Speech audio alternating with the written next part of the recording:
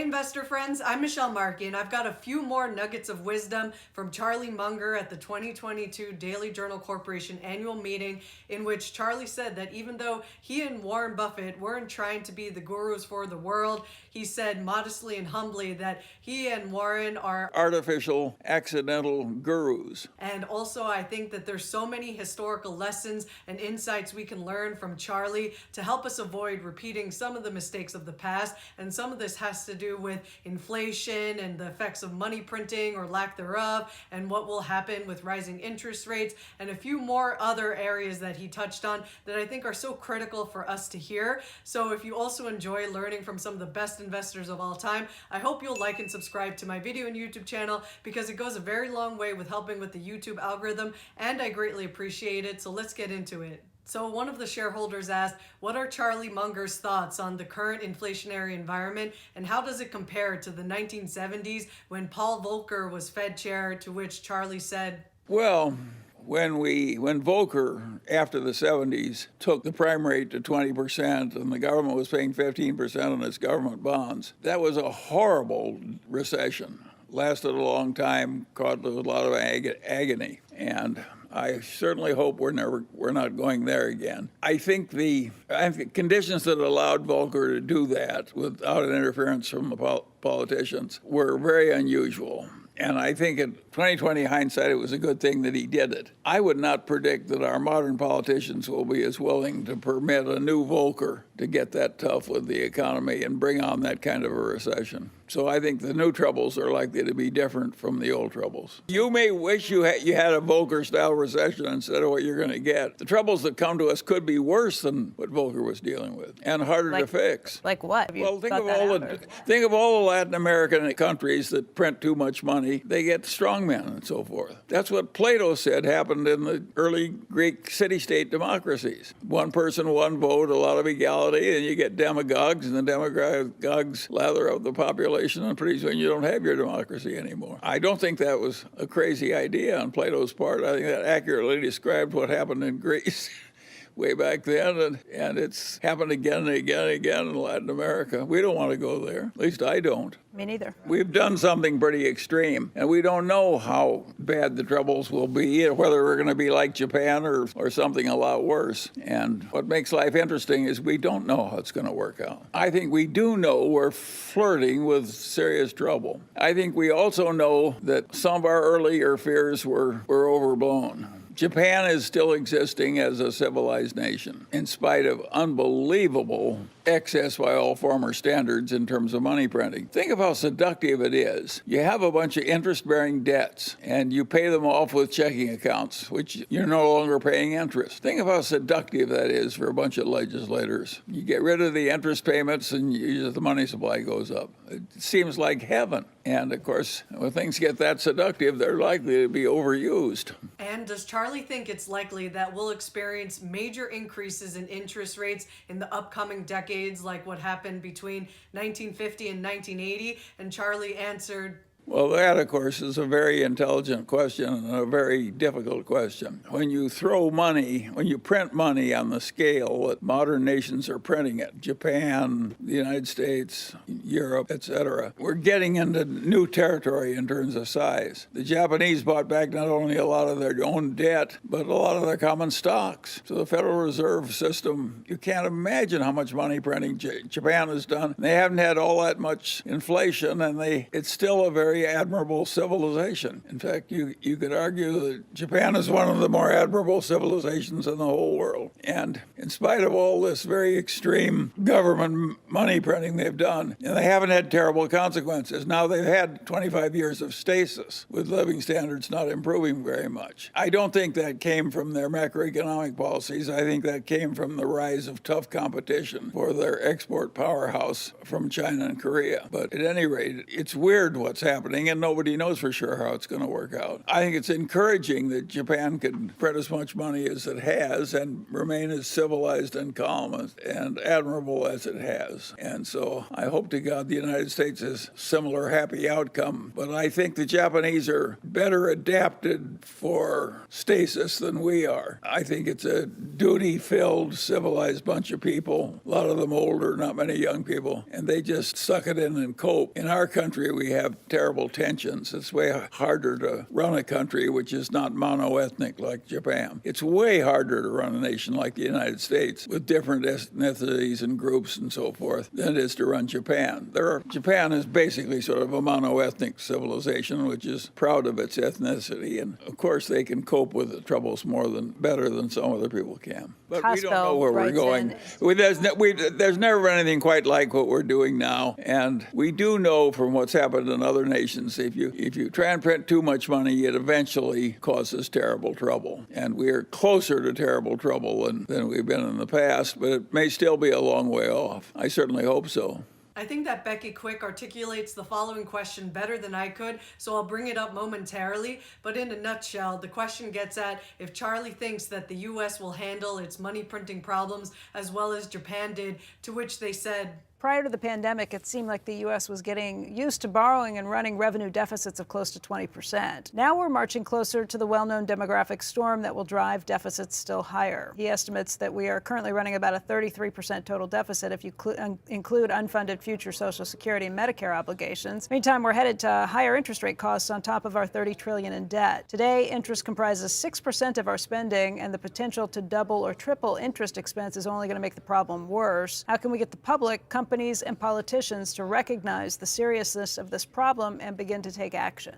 Well, because all those problems are real, and because it's so tempting to get rid of your debt by just giving a guy a non-interest-bearing checking account where you used to have to pay him interest every month, not only do we have a serious problem, but the solution to it that is the easiest for the politicians and for the Federal Reserve, too, for that matter, is just to print more money and solve the temporary problems that way. And that, of course, is going to have some long-term dangers. And we know what happened in Germany, when the Weimar Republic just kept printing money, the whole thing blew up, and that was a contributor to the rise of Hitler. So all this stuff is dangerous and serious, and we don't want to have a bunch of politicians just doing whatever is easy on the theory that it didn't hurt us last time, so we can double it and do it one more time, and then we double it again, and so forth. We know what happens on that everlasting doubling. You will have a very different government if you keep doing that enough. And so you're flirting with danger somewhere, unless there's some discipline in the process. But I don't regard Japan as in some terrible danger. They've done a huge amount of this and gotten by with it. I don't think we'll be as good at handling our problems as Japan is. And someone asks, who will lend to world governments after quantitative easing ends and the Fed allows bonds to mature off of its balance sheet? And I think that Charlie initially answers what he thinks about Chinese real estate, but then also answers about the U.S. And he has a little bit of a grim solution in saying, that's a big problem because the government has been living by land sales, and of course they've had a boom. They're having to shrink that sector a little. So it's creating an awkward problem. In the United States, we have a hugely strong economy and a hugely strong technical civilization. And that's not going away. And the knowledge and so forth. And you can't believe what a modern factory looks like when you fill it with robots. And that's coming more and more and more. And it's coming to China too, for that matter. And so those trends are inevitable. And I don't know how it's all going to play out, but I think it does create adjustment problems. If you have a fine unionized job and they replace you with a robot, you've got a difficult problem. If you've got a company like Kodak and they invent something new that obsoletes your product, you have a problem too, and you solve that by dying. A lot of people don't like that solution. I don't much care for it myself. Another person gave kudos for Berkshire picking up Apple some years ago as an equity investment, but then said that given the market correction in early 2020, why has Berkshire not added more companies to its profile? To which Charlie said, The reason we're not buying this, we can't buy anything at prices we're willing to pay. It's just that simple. Other people are bidding the price up. And a lot of the buying is not by people who really plan to own them. A lot of it is fee-driven buying. Private equity buys things so they can have more fees by having more things under management. Of course, it's a lot easier to buy something you use somebody else's money. We're using our own money, or at least that's the way we think of it. By the way, it's not a tragedy that Berkshire has some surplus money they're not investing. And you can argue that the little old Daily Journal, what a good thing it was we had 30 million extra coming in from a foreclosure boom, and that we invested it shrewdly. It gives us a lot of flexibility. And by the way, that piled up money helps us in wooing these governmental bodies we're selling the software to. We look more responsible with the extra wealth, and we are more responsible with the extra wealth. But if the shareholders who are worried about the future because it looks complicated and difficult and they're hazard, I want to say to them what my old torts professor said to me, Charlie. He'd say, Charlie, tell me what your problem is and I'll try and make it more difficult for you. And he did me a favor by treating me that way. And I'm just repeating his favor to you. When you're thinking the thoughts you're doing, at least you're thinking in the right direction. You're worried about the right things. All you people that are worried about the inflation and the future of the republic and so forth. And to add to how Daily Journal is allocating its capital, a shareholder of 20 years noticed in the annual report that Charlie had said that the prospects for Daily Journal software business are especially interesting now, and asked why that is, to which Charlie said, well, I'm glad to. What's interesting is that the courts of the world have been in the Stone Age, and there's no reason where lawyers should go down through heavy traffic and wait for some little motion. It should all be done on Zoom and so forth, and the filing should be done electronically. And so what there is a huge market for the automation of the courts, and it's early. That's the good news. It's a big market. And the bad news is it's a slow, damn tough way to grind ahead in software because it's very bureaucratic, RFP, government bodies, and it's a huge market, and it's intrinsically going to be very slow to get done. That's the good news and bad news. We have a huge market, and it's going to be slow and bureaucratic. There isn't any doubt about what's going to happen. The courts are going to get more efficient and get with the modern world. And when Charlie was asked about how can the way that corporate America is run be improved given the current incentives for boards of directors, and also his comments about the rise and fall of American companies and a lot of corporate fat and also bureaucracies, and he also touched on why Berkshire and the Daily Journal were able to be as successful as they were, in saying all the following. If you look at Berkshire and the Daily Journal, look at the Daily Journal Corporation. Charlie Munger, age 98. Jerry Salzman, age 83. Enormous delegations of powers to Jerry Salzman. As I say, the Berkshire Hathaway system of managing a subsidiary is just short of abdication. And look at how well it's worked. Of all the newspapers in the United States, most of them are going out of business. In that climate, this little Daily Journal Corporation one business is dying, and we have all this liquid wealth and marketable securities, and we got another business that we're trying to make into a respectable big business. It's quite an achievement. If there were 500 newspaper companies, there may be 2 or 3 that have had a result like that. And look at how old the people are that have done it. And neither Garen nor I ever took 1 penny out of the Daily Journal in all the years we worked here. No director's fees, no president's fees, no expenses, no nothing. And Jerry's been a miracle, wearing 5, 6 different hats at once and so forth, doing everything, and very little cost. And Berkshire has like 30 people in headquarters who aren't internal auditors. And look at how well Berkshire's done. It's hard to run a bureaucracy that doesn't get terrible slowness and terrible waste. Think of the big bureaucracies that have died. U.S. Steel, Eastman Kodak, Federated Department Stores, Sears Roebuck, and yet some things have come through and survived. And in some cases, the whole business had to die, and they had to take the capital out, and we owned new businesses just to survive. That's what Berkshire did. Look at the 3 companies that Berkshire had. They all went out of business, and yet we wrung enough money out of them before they died. Berkshire now has more audited net worth on its balance sheet than any other corporation in the United States. Now that's weird. And we don't have this bureaucracy that other places have. There isn't anybody at headquarters to be bureaucratic. Just a little handful of people are running an empire. And I don't think there's any chance that the rest of the world is going to be like Berkshire. I think we were kind of a fluke that lasted for a while. And the Daily Journal is a mini Berkshire. What are the chances a little flea-bitten newspaper in Los Angeles would be as prosperous as it is after all this trouble, which is making all the other newspapers go broke? By the way, we're going to miss these newspapers terribly. Nowadays, every director in a big company gets $300,000 a year, and everybody thinks we've arranged all this wonderful independence. A man who needs $300,000 extra a year as a director is not an independent. The one thing you can guarantee is he'll try and stay a director. I don't think that's an ideal system. I mean, the excess just creeps into these places. And of course it isn't good. But you wouldn't want a rule that nobody could ever go to some overmanned place and cut out a lot of the fat. The director's table in the Heinz Corporation costs $600,000. The goddamn director's table. The director's table in Costco cost about $300.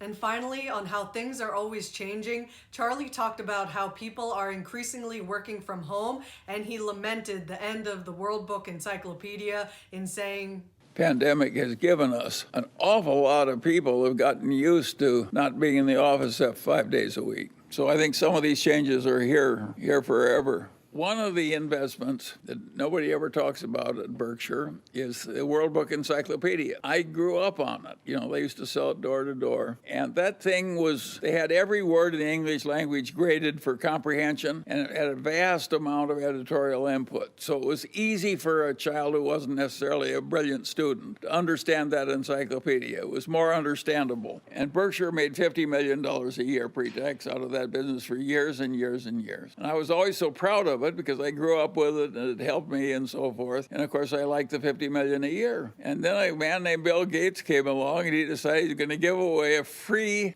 encyclopedia with every damn bit of software in his personal computer software. And away went our $50 million a year. Now, we still sell the encyclopedia to libraries. Maybe we make a few million a year doing that. But most of the wealth just went away and all that wonderful constructive product. And it's still a marvelous product. And it wasn't good that we lost what World Book was doing for the civilization. And I was so proud of World Book but now it's pretty well gone away in terms of its worldly significance, and the money went with it.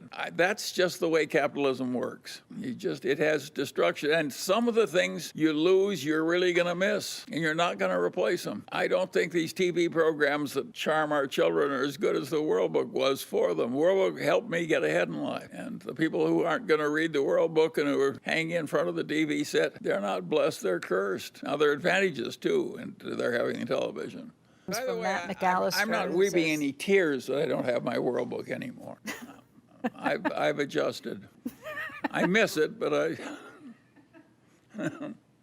My biggest takeaway from Charlie's wisdom here is that we better be willing to adapt and to learn from history, or else be doomed to repeat it. And also, if you found this video helpful, please be sure to like and subscribe to my video and YouTube channel, because I think that all of the things that Charlie said are super important for all of us to keep bearing in mind no matter what happens in the future, so that we can be the best investors we can be. Till next time.